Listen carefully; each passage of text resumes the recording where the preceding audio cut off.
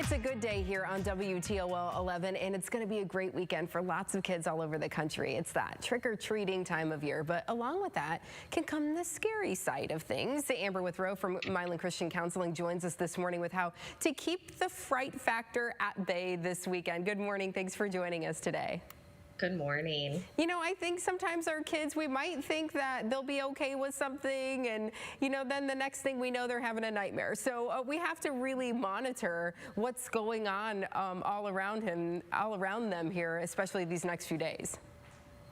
That's right. This can be, of course, again, a hectic time of there's so many activities between community events and neighborhood events. And that can bring a whole range of emotion. That there are certainly a group of children that they love Halloween. They certainly love the candy and all the treats they get this time of year.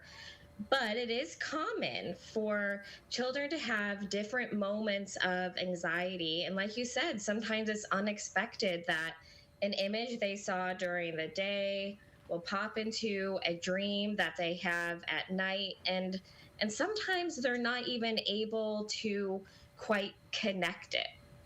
Right, and as parents, sometimes we can't connect it either. So it's just really important to talk with our kids and kind of listen to them and get those clues from them about how they might be feeling about some of the different things they might be seeing or hearing. Absolutely. I mean, so once again, having that open dialogue, not making assumptions or really trying to manage some of that, reactive reactions.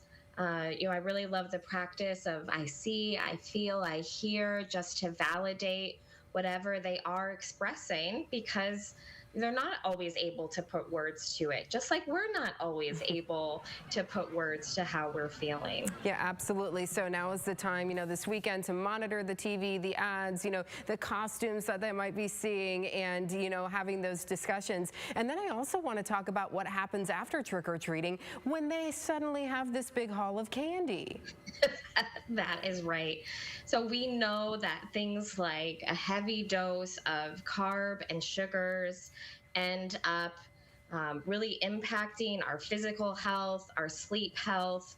And so the amount of disruption that comes during this time of year of their classroom schedules are disrupted. They have all of this sensory stimulation that's coming their way.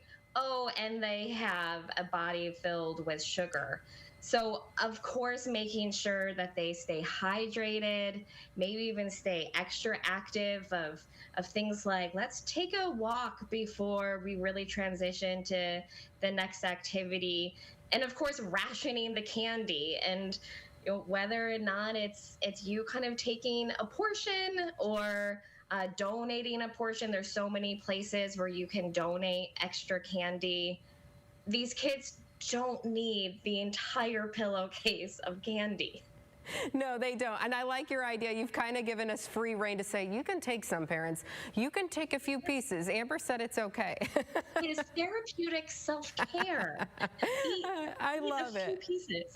Great advice this morning, Amber. Thank you so much for joining us today. And I hope you have a great weekend here coming up. You too. Have fun. Be safe. Thanks. Take care.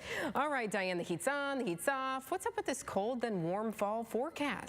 We call it a switch of seasons as we go from summer and eventually winter. We'll have a look at that 10-day forecast coming up.